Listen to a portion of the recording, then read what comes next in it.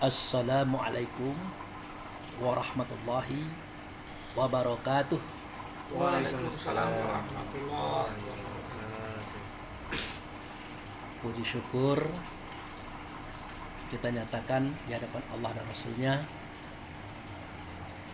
dengan anugerahnya kita diberi kesehatan dan kekuatan, sehingga kita diberi kesempatan untuk hadir dan datang di rumah ini dan melakukan kebaikan dan kebenaran demi mempermudah langkah-langkah kita menuju jalan selamat, yaitu Allah dan Rasulnya.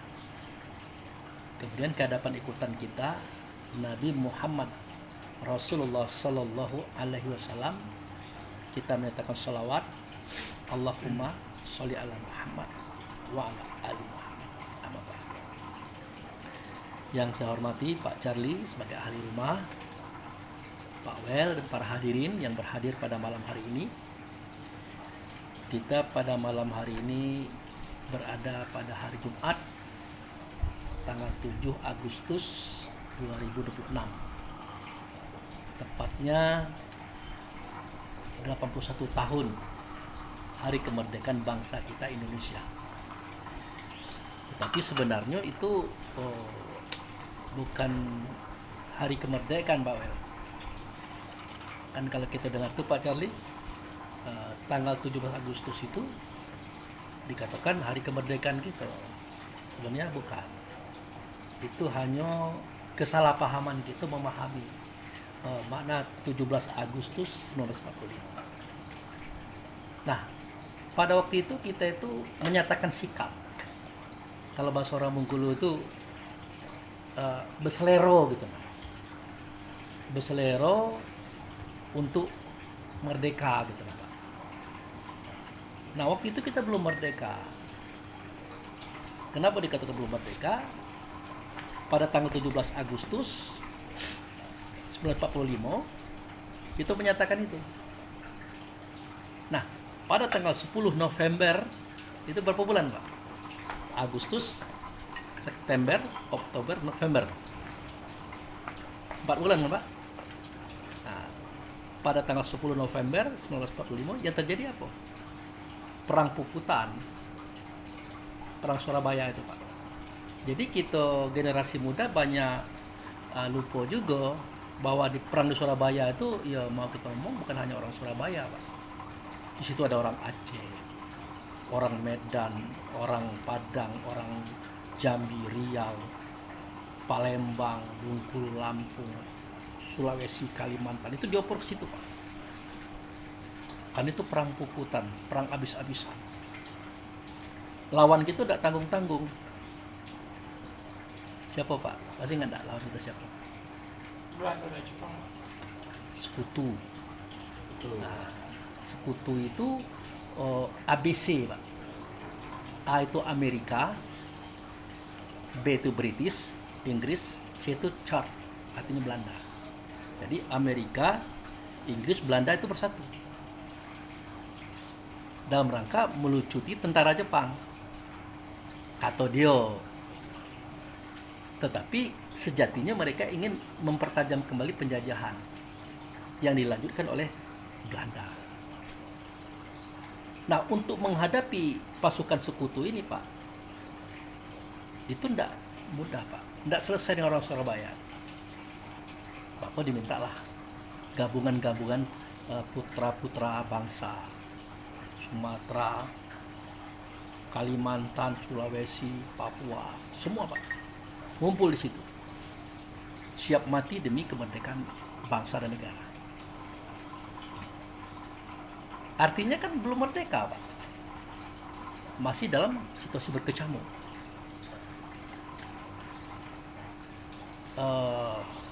Yang lebih menyedihkan lagi, Pak, kalau kita lihat buku sejarah, itu kan jelas tuh, Indonesia, bangsa Indonesia melawan sekutu. Kan jelas, Pak, ya. Tanpa kita sadari, dari zaman Belanda itu, Pak, ya berapa banyaknya orang Belanda itu, Pak. Indonesia dan Belanda itu besarlah Indonesia. Jumlah orang Indonesia dengan jumlah orang Belanda itu banyak orang Indonesia. Mungkinkah orang yang sedikit bisa menjajah orang banyak? Tidak mungkin, Pak. Ternyata orang Belanda menggunakan bangsa ini untuk membantu mereka dalam rangka misi mereka menguasai daerah, hasil bumi berupa rempah-rempah untuk kemenangan mereka itu. Jadi yang banyak berperang itu, Pak, bangsa Indonesia berperang dengan bangsa Indonesia itu.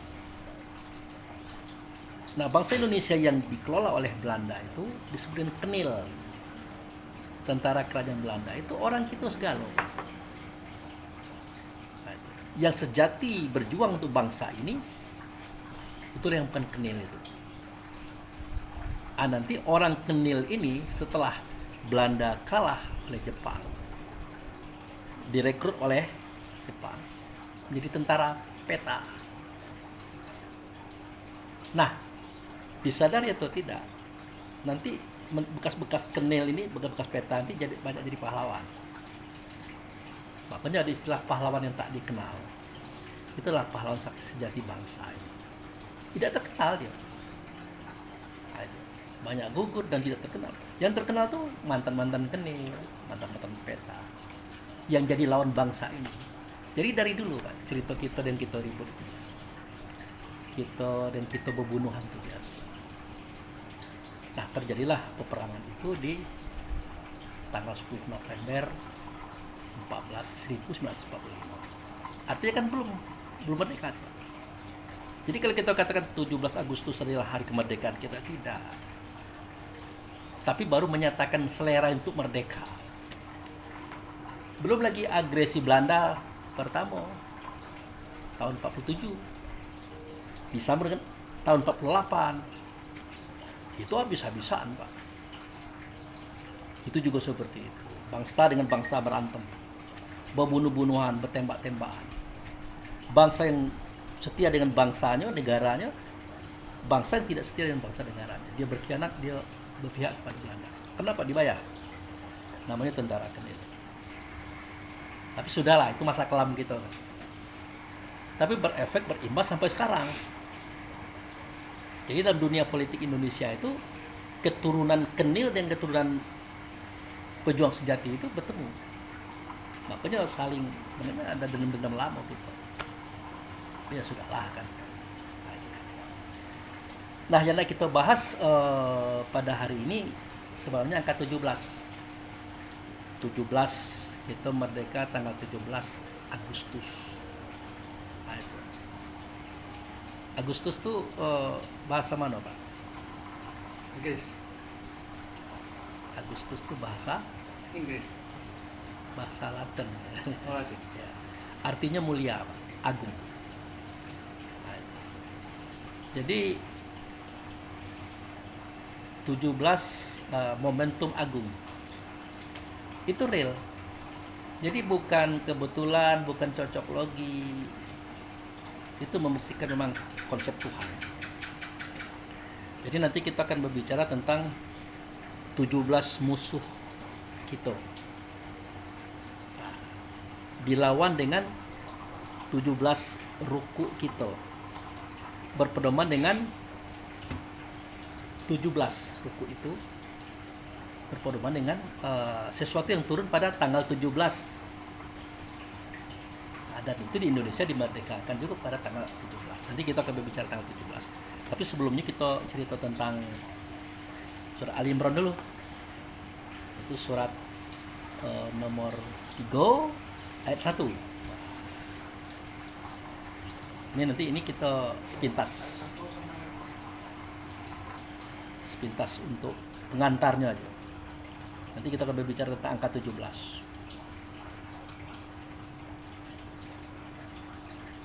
Nanti Pak Wel baca satu-satu. Silakan, Pak.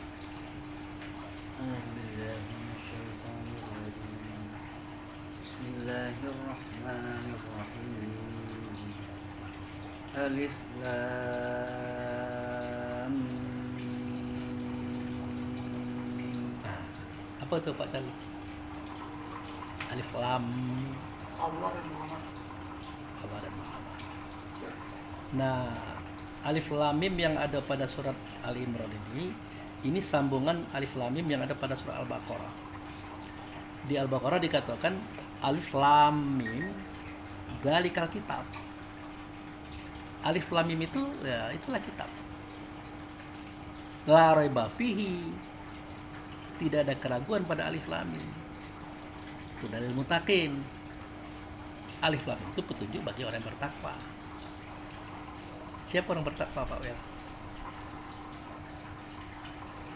Orang bertakwa siapa? Alif lam mim itulah kitab, tidak ada keraguan padanya, petunjuk bagi orang bertakwa. Pak Wel dulu, silakan. Orang bertakwa. Ruh ya. Pak Charlie? Dari mana kita berani mengatakan itu ruh? Karena ada sambungan ayat. Ya, alif lam mim dzalikal kitab la raiba fihi hudalil muttaqin, petunjuk bagi yang bertakwa. Siapa yang bertakwa? Allazina yu'minuna bil ghaibi. Nah, itu orang bertakwa, Pak. Dia beriman, dia percaya kepada yang gaib karena dia gaib. Dia pernah nengok alif lam yang nyata pada mim.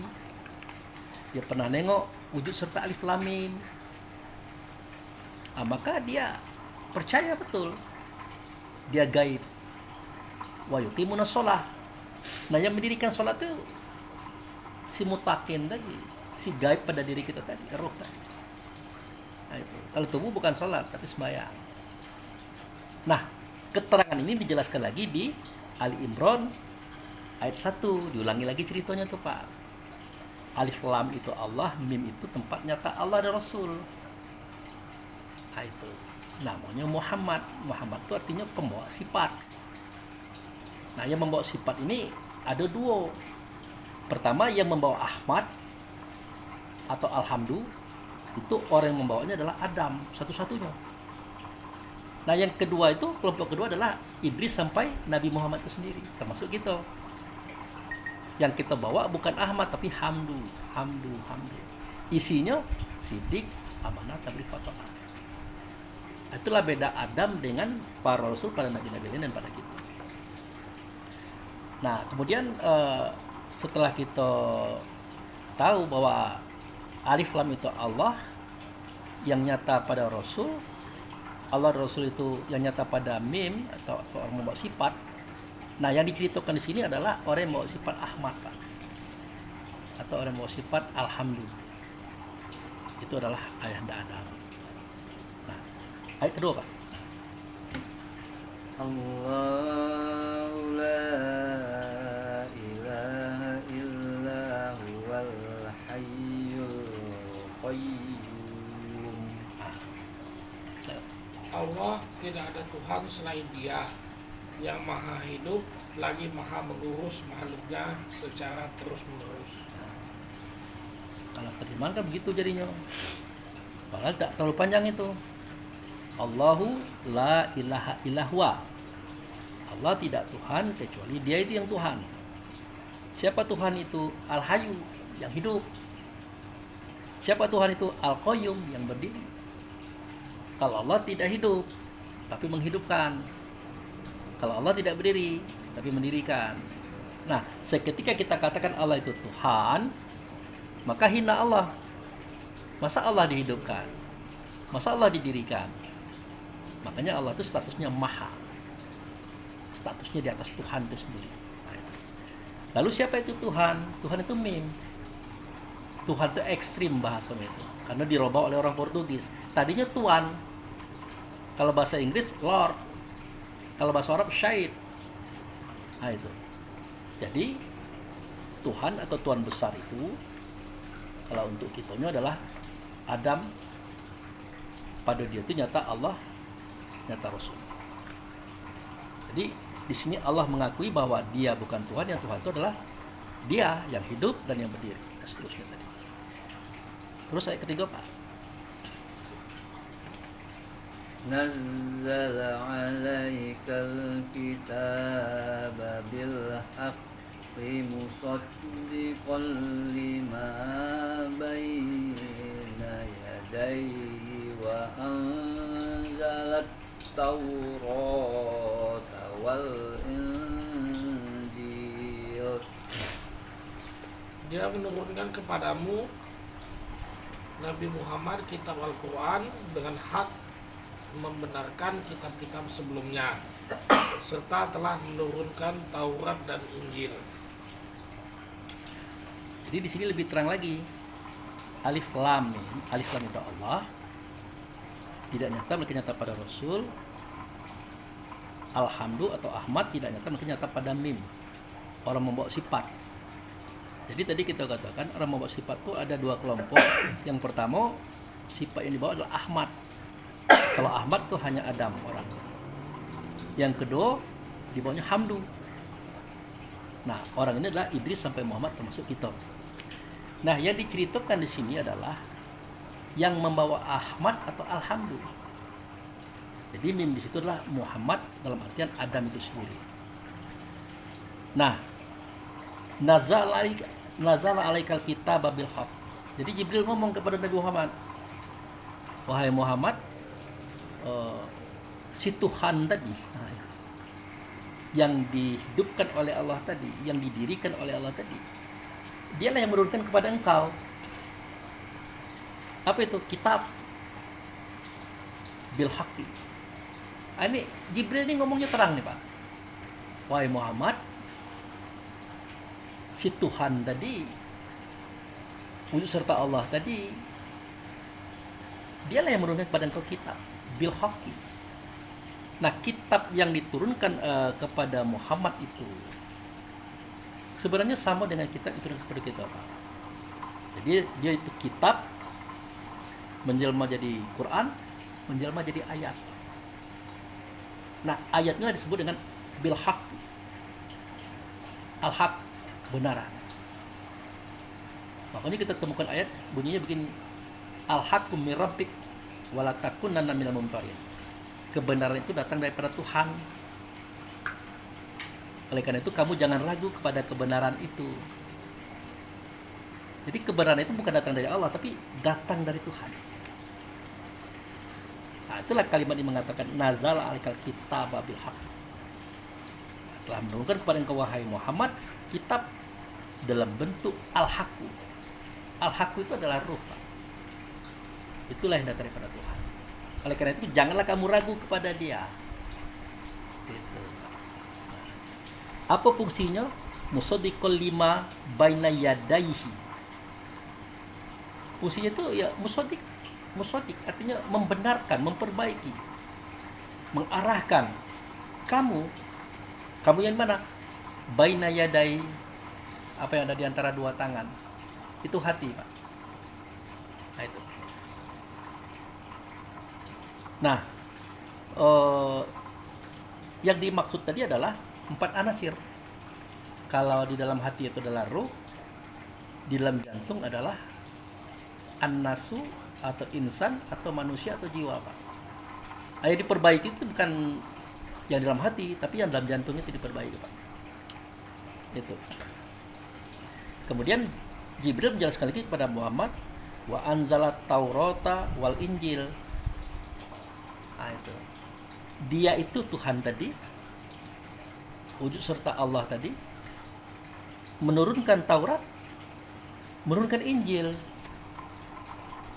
Nah, kita kira Taurat itu kitab buku. Rupanya Taurat itu adalah nama lain daripada Musa. Seketika Musa bersuara berkata kepada kaum, suara katanya itu ditulis, maka dikatakanlah tulisan itu kitab Taurat.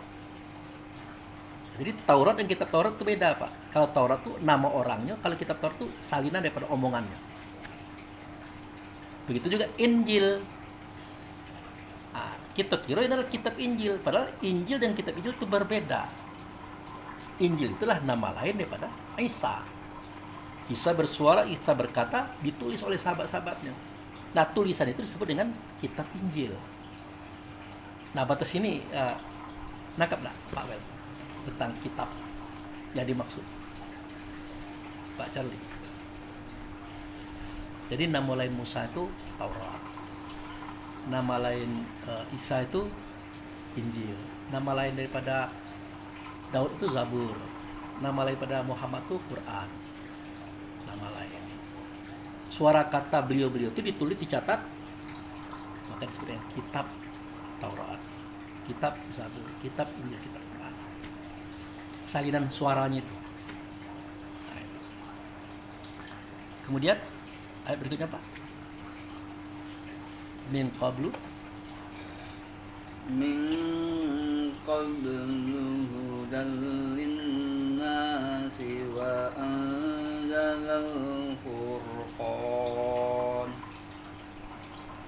innal ladzina kafaru bi ayatillahi lahum adzabun syadid wallahu azizun dzuntiqam.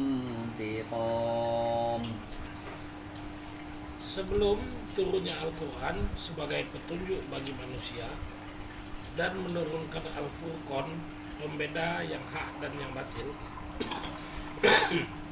sesungguhnya orang-orang yang kufur terhadap ayat-ayat Allah, bagi mereka azab yang sangat keras. Allah Maha Perkasa lagi mempunyai balasan atau siksa. Jadi Jibril tadi ngomong lagi dengan Muhammad tadi. Muhammad min qablu hudal linnasi wa anzalal furqan. Sebelum Allah itu menurunkan hudal linnas, petunjuk bagi manusia, yaitu para rasul-rasul, para nabi-nabi. Nah, setiap kita itu sudah ada sesuatu yang disebut dengan furqan. Furqan itu artinya yang bisa membedakan yang hak dan yang batil, yang benar dengan salah, yang patut dengan tidak patut. Nah, apa itu barangnya Pak Charlie? Furqan itu.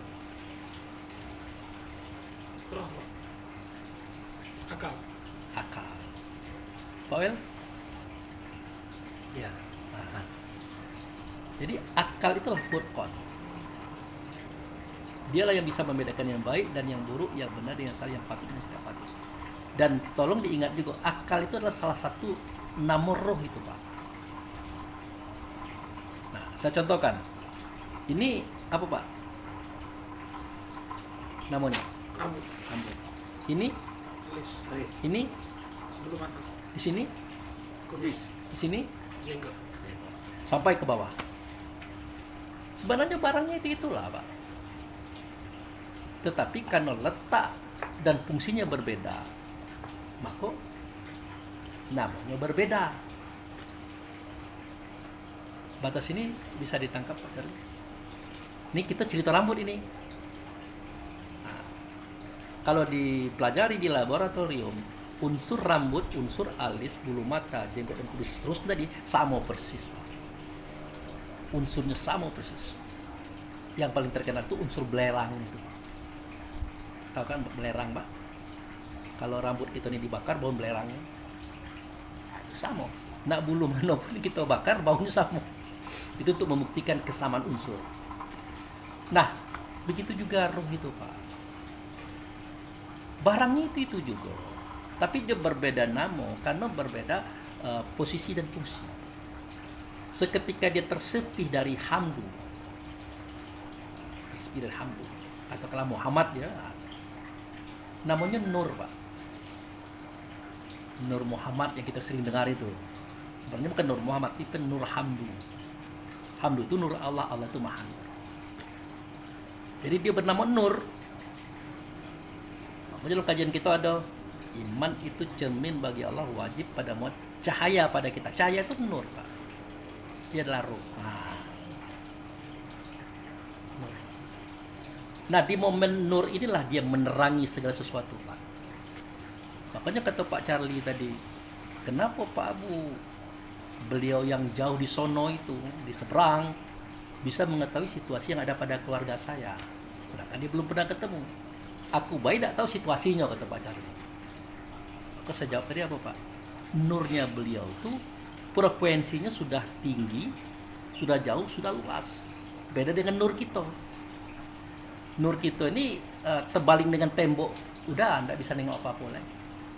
Kalau kawan tuh jangankan tembok, terbaling oleh satu pulau pun masih bisa nengok. Nah, jadi kapasitas nur tuh beda-beda. Dari situ kita tahu. Nah, seketika dia berhadapan dengan Allah yang nyata adalah Rasul, tidak nur lagi namanya, berubah Pak. Itu mukmin, orang yang percaya kepada Tuhan, itu namanya Pak. Makanya ya ayyuhallazina amanu, ya ayyuhallazina amanu, itu yang dimaksud ruh tadi, si nur tadi. Makanya kalau cerita mukmin ini tidak bercerita orang merek agama, dan tidak cerita agama juga gitu nah. Karena pada waktu itu agama belum ada dan apalagi merek-mereknya belum.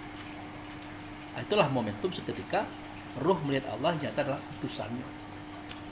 Alastu bi rabbikum, adakah tidak aku dengan Tuhan kamu? Nah, kata utusan tadi, ya karena ruh melihat, mendengar, berhadapan langsung dengan dia jawab bala syahid. Benar engkau dengan Tuhan kami menyaksikan.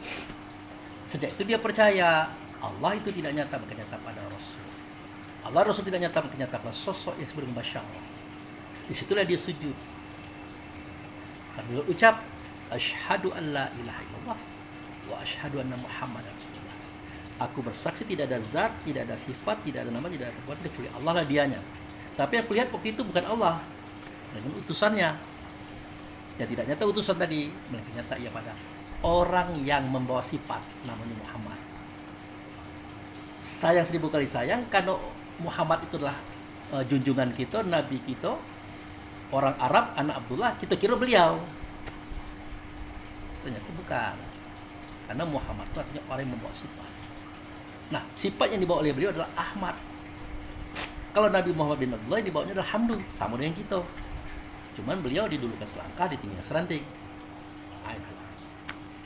Nah, itu cerita daripada kenapa dia disebut dengan mukmin, Pak. Jadi, satu nur, kedua mukmin. Yang ketiga namanya ruh. Ruh itu artinya yang ditiupkan, Pak. Kalau kita misalkan dengan balon. Nah, sumasawahu wa nafakhu fihi min ruhihi.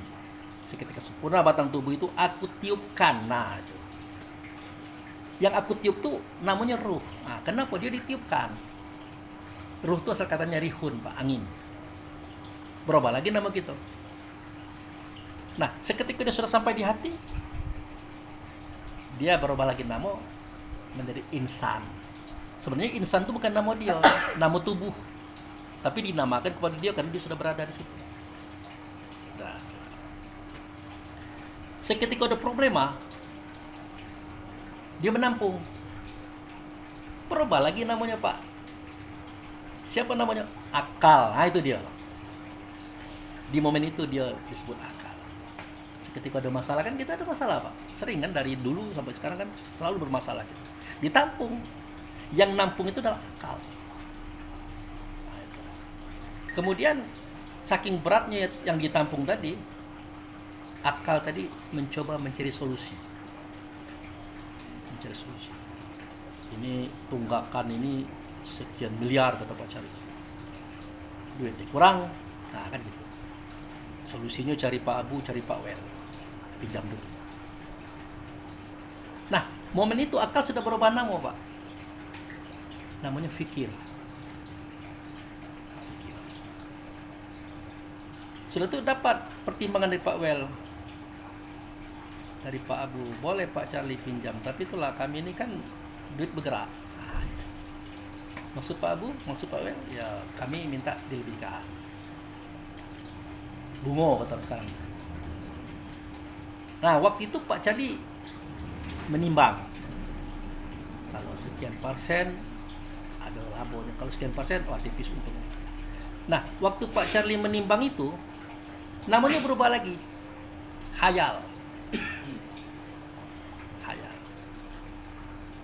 Dia menghayal, dia membayangkan, dia mempertimbangkan. Akhirnya dapat kesimpulan. Oke. Namanya berubah lagi. Paham. Nah, seketika dia mengeksekusi, namanya berubah lagi. Ilmu. Jadi ruh itu nama lainnya adalah ilmu, tapi sebutannya bukan ilmu, alimun. Karena ilmu itu adalah sebutan Allah dan Rasul untuk Adam. Jadi ilmu jangan dicari, Pak. Karena ilmu itu adalah diri kita sendiri. Yang perlu kita cari adalah pengetahuan. Nah itu tentang ilmu itu bisa dibedakan Pak. Makanya buku-buku Pak Charlie, Pak Well dulu kan ilmu pengetahuan alam ada Pak. Kenapa harus ditulis dua-dua? Tapi maknanya tetap tidak nyambung juga dalam bahasa Indonesia itu. Nah, itu. Ilmu tidak usah kita cari, karena dia adalah diri kita sendiri. Kapan? Seketika dia sudah memahami yang tadi. Nur, mukmin, ruh, insan, akal, fikir, hayal, paham. Jadi ilmu itu adalah momentum kita mengeksekusi. Makanya Rasulullah pernah berkata, barang siapa beramal tidak sampai ke target ilmu, maka amal itu tertolak. Bahaya Pak. Ngapa kau sembahyang? Ya karena ada perintah. Karena makmu sembahyang, karena mau Islam. Kalau sebatas itu Pak, belum kuat. Itu baru batas ikut-ikutan. Kenapa kamu sholat atau sembahyang? Wah, kalau aku tidak sembahyang masuk neraka. Kalau tidak, kalau aku sembahyang masuk surga. Itu belum kuat. Kenapa kamu sholat atau sembahyang? Karena berdasarkan ilmu. Nah, kalau sudah berdasarkan ilmu Pak, dia mulai ngaji dari A sampai Z. Dari 1 sampai 9 tentang sholat.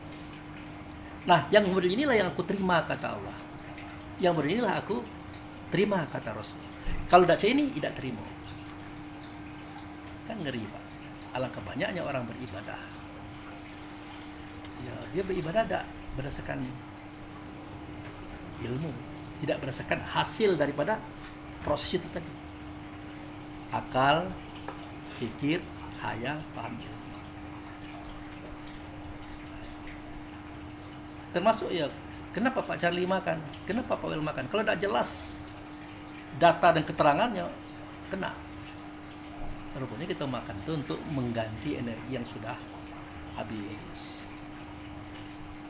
Kenapa energi habis? Karena selnya melemah. Ada yang mati. Nah, setelah kita makan, minum, sel kuat tadi semangat.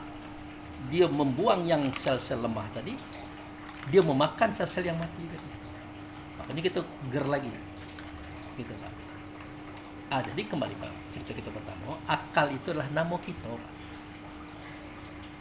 Jadi sebelum para nabi-nabi, rasul-rasul terdahulu, kita ketahui, kita telah ada di tubuh Pak.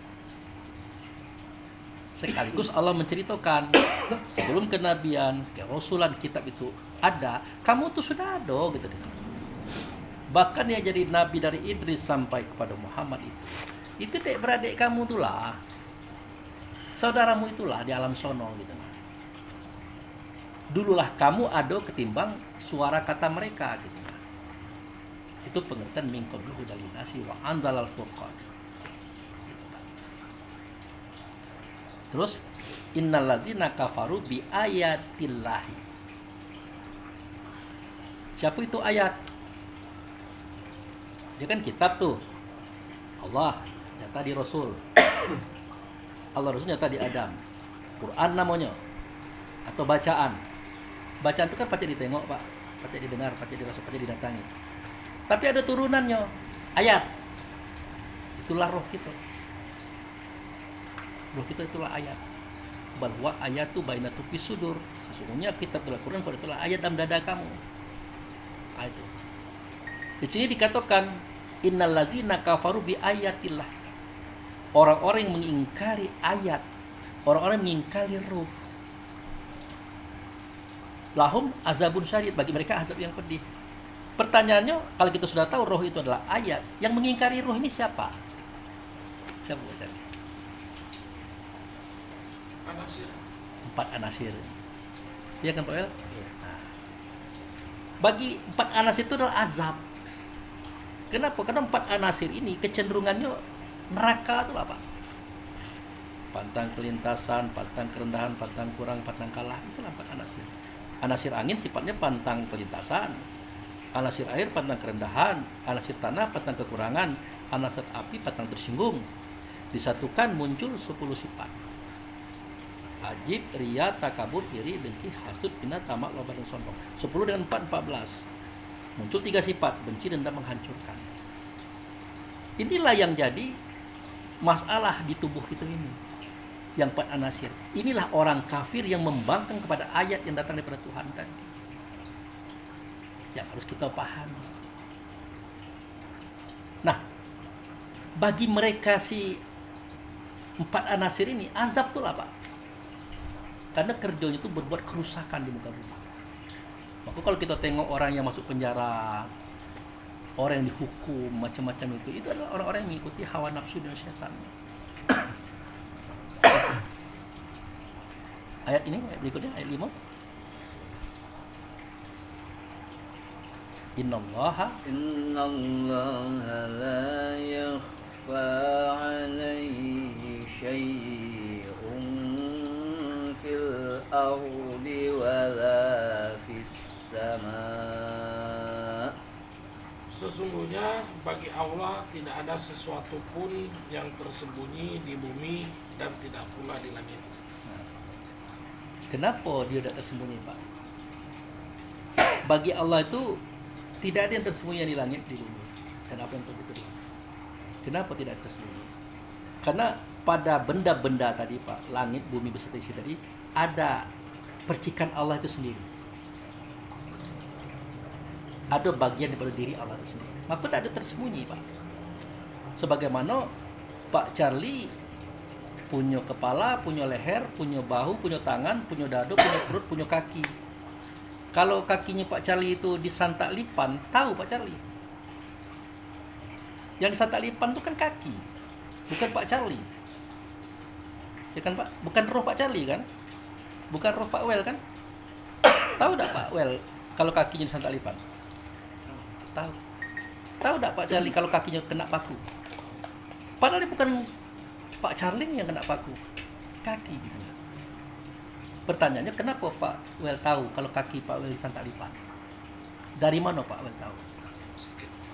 Dari bisa dikelihatan dan rasa dan dirasakan. Pertama kali dari rasa dulu kan. Setelah terasa baru kita tengok, lipan. Tahu roh kita. Jadi kita tidak usah jauh-jauh cerita Tuhan itu. Dalam diri kita ini sudah ada cerita Tuhan, Pak. Kalau dikatakan innallaha la yakhfa alaihi syai'un fil ardi wala fis sama. Bagi Allah itu, sesungguhnya bagi Allah itu tidak ada yang tertutupi, nak di langit, nak di bumi. Karena di langit, di bumi, dan apa yang ada di antara keduanya, di dalam itu ada percikan Allah itu sendiri, yang disebut dengan ruh tadi. Nah, itu kan masih ngambang cerita itu, Pak. Sebagai percontohannya, ruh kita bertahta di hati. Nah, seketika kaki kita disantak lipan, seperti Pak Wel, Pak Charlie, kakinya ditusuk paku. Yang ditusuk itu bukan roh, Pak, tapi roh tahu. Dari mana dia tahu? Dari rasa.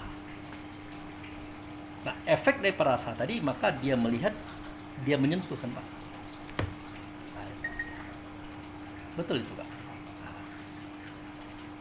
Lalu, tidak ada bantahan Al-Quran itu. Karena uraian Quran yang ada pada alam semesta itu ada di kita cerita. Nah, itu, Pak. Nah, kembali kita kepada 17 Agustus. Itu dasar itu, Pak.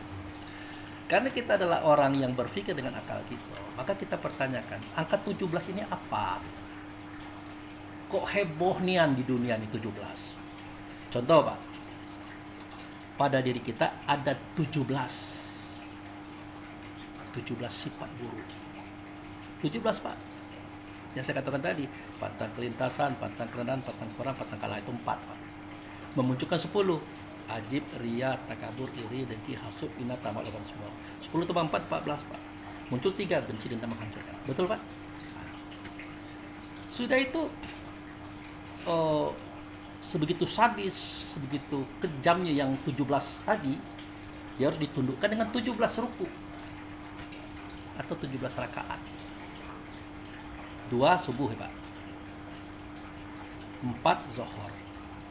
4 asar. 8 tambah 2 berapa Pak? 10. Maghrib berapa Pak? 12. Isya betul 17. Nah, 17 lagi. Nah, sudah itu 17 rakaat ini, 17 ruku ini harus mampu mengontrol 17 yang jelek tadi. Tapi tidak bisa kontrol, Pak. Tidak ada petunjuk, tidak ada ajaran.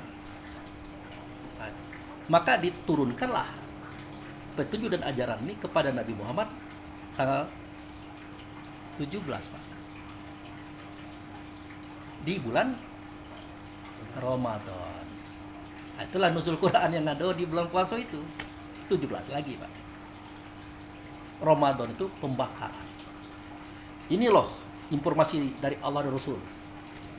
Nah, diturunkan tanggal 17. 17 apa? 17 pembakaran. Bakar apa? Supaya si sholat tadi membakar 17 sifat. Supaya mereka bisa ditundukkan, diarahkan. Kemudian terjadinya 17 Agustus itu, Pak. Yang dikomandokan oleh Bung Karno itu. Itu efek daripada 17 penyakit orang, Pak. Ya kan, Pak? Penyakit Belanda, penyakit Inggris, penyakit Amerika, penyakit Jepang. Ingin merampas harta benda. Ingin merampas negeri kita. Kenapa? Ada rempah-rempah, ada penghasilan, ada pendapatan di situ. Inilah disebut dengan toma. Nah, dalam 17 sifat tadi ada tak toma, Pak?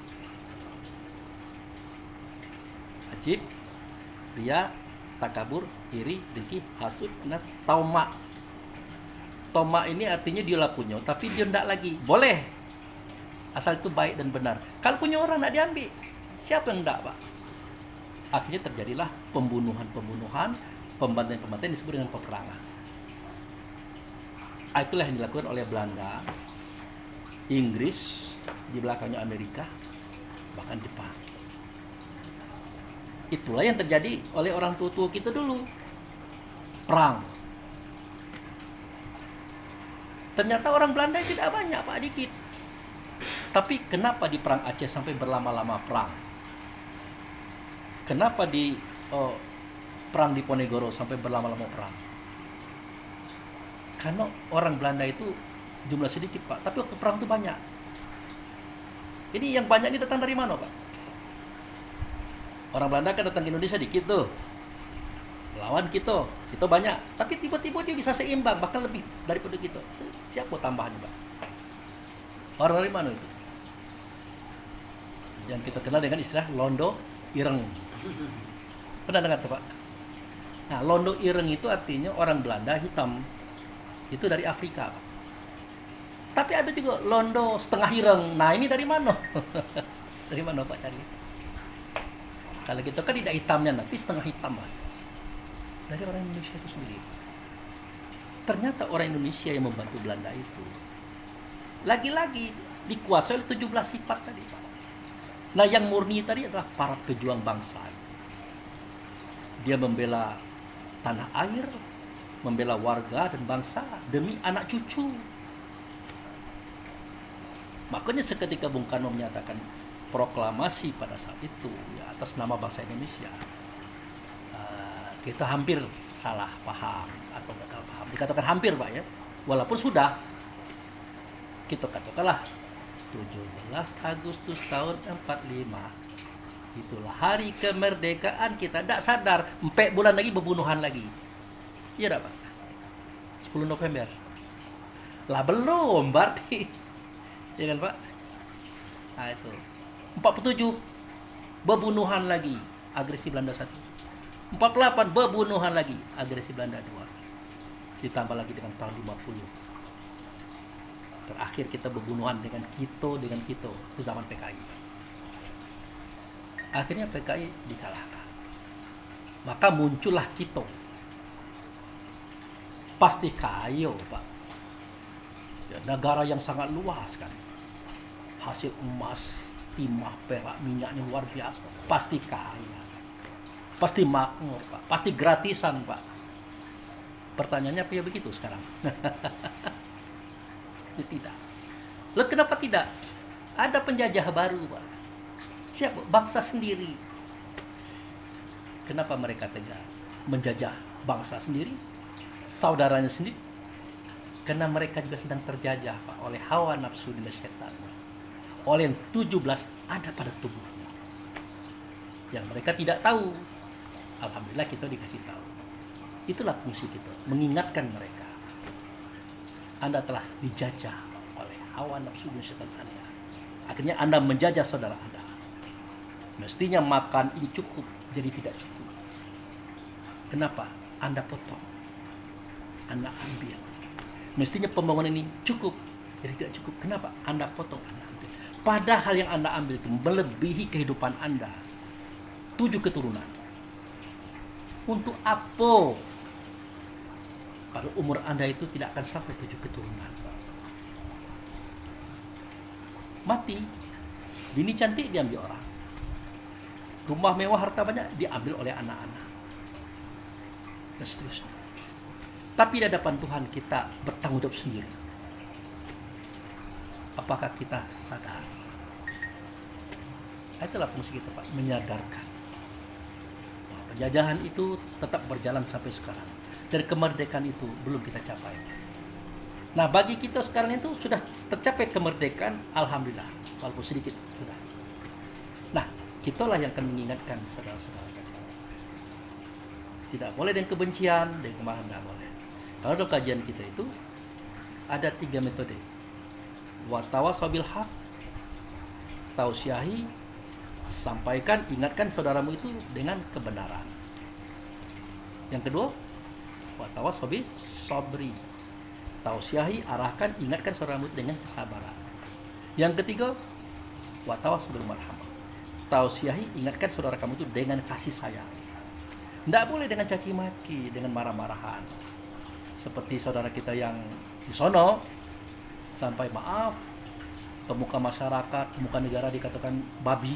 Ya. Ada kan, woi babi. Lucu memang. Kata-kata kotor, kata-kata tidak baik, dan tidak akan merubah orang yang bersangkutan, tapi itu diucapkan oleh orang yang mengaku orang suci. Kan lucu. Jangankan yang model itu, yang lembut belum tentu diterima orang, apalagi yang keras. Oh, kita berada dalam posisi perang, Pak Abu Fikri. Betul. Berperang dengan diri kita sendiri, tapi tidak dengan saudara kita. Kalau dengan saudara kita berperang, ya hancur lagi lah negara ini. Nah, kita pernah mencicipi itu perang saudara itu. Permesta, kan?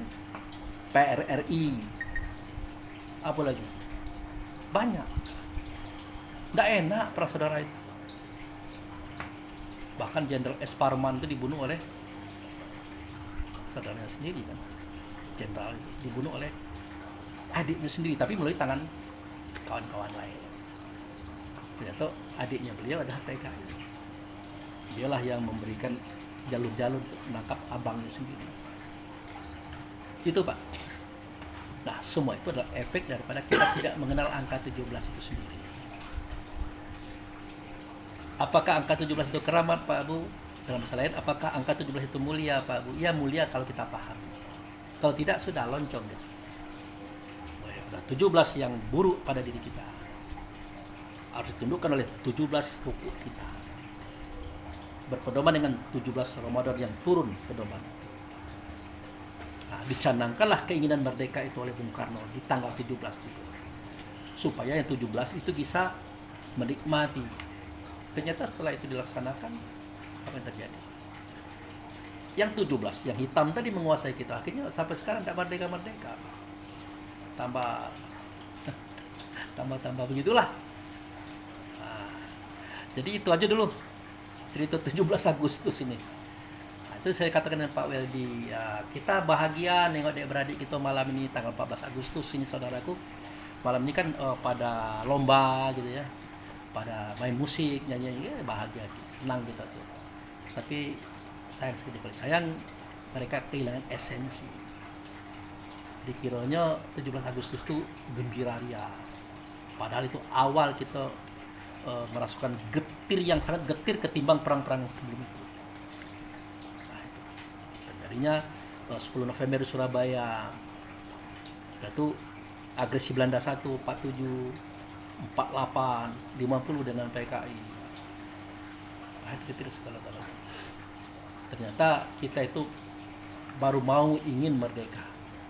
Ada perlu contoh-contoh Pak Bu secara global yang bisa kita tangkap. Ada. Contoh, apa orang Indonesia tidak bisa bikin mobil, Pak? Bisa.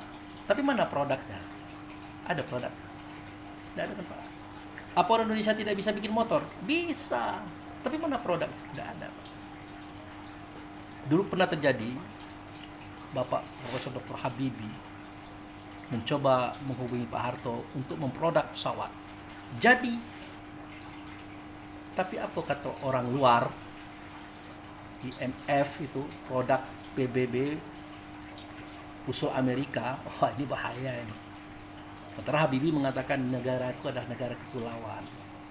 Akan kuhubungi dia dengan pesawat-pesawat yang kuciptakan. Ongkos murah, harga murah. Penyatut umat pun murah. Tapi orang takut. Akhirnya apa yang terjadi? Peresmian Gatot Kaca itu. Hanya sekedar peresmian, dan tidak ada lagi Pak produk. Sampai sekarang.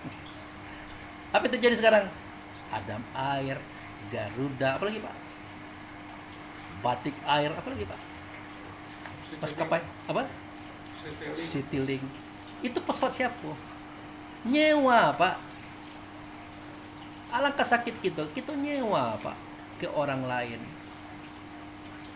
Pesawatnya kita nyewa, segalanya kita nyewa. Padahal kita bisa buat Pak. Ini ada apa ini? Ini yang disebut dengan merdeka. Akhirnya adik-beradik kita yang pintar-pintar, yang cerdas-cerdas bidang teknologi, dia pindah Pak ke Amerika, ke Jepang, ke Inggris, menjadi teknokrat di negeri orang. Orang yang mana? Orang yang pernah menjajah dia dulu. Artinya kita belum merdeka. Semoga bangsa kita menyadari kalau kita ini belum merdeka. Berjuanglah untuk merdeka. Caranya adalah berbuat baik, berbuat benar, jujur, ikhlas pada diri sendiri, keluarga, kaum kerabat, dan semua orang. Sampaikan kebaikan kebenaran itu kepada orang. Mudah-mudahan mereka tergugah. Ya kalau tidak tergugah juga ya memang bukan tugas kita merubah. Tugas kita hanya mengingatkan. Kan ya Pak? Fazakir inama anta muzakir. Kau ingatkan saudaramu, tugas kamu mengingatkan, bukan merubah. Makanya kita kadang-kadang mentang-mentang ayah, mentang-mentang suami, kita paksa bini, kita paksa anak harus berubah. Tidak bisa. Tugas kita hanya mengingatkan. Karena kita mau robah tuh roh. Kan gitu Pak. Roh bini kita nak kita robah. Roh anak kita nak robah. Padahal yang ngurus roh bukan kita. Siapa ngurus roh Pak? Yas'alunaka aniruh. Kulli ruhin ambil rabbik. Wa ma utitu minal ilmi illa qalila. Kalau bertanya orang kepada engkau Muhammad, siapa yang mengurus roh? Roh itu urusan Tuhan. Bukan urusan kamu. Nah, urusan kamu mengingatkan. Tugas kamu mengingatkan. Dan tidak kuberi kamu ilmu tentang itu tadi kecuali sedikit. Tapi bagi kita sudah membukit. Nah itu saudaraku yang bisa kami sampaikan pada malam hari ini di rumah Pak Charlie bersama Pak Weldy. Semoga jadi bahan pertimbangan untuk menyambut 17 Agustus di tahun 2026. Kita belum merdeka saudara, tapi berusaha untuk merdeka. Demikian, terima kasih. Wabillahi taufiq wal hidayah. Assalamualaikum warahmatullahi wabarakatuh. Waalaikumsalam warahmatullahi wabarakatuh.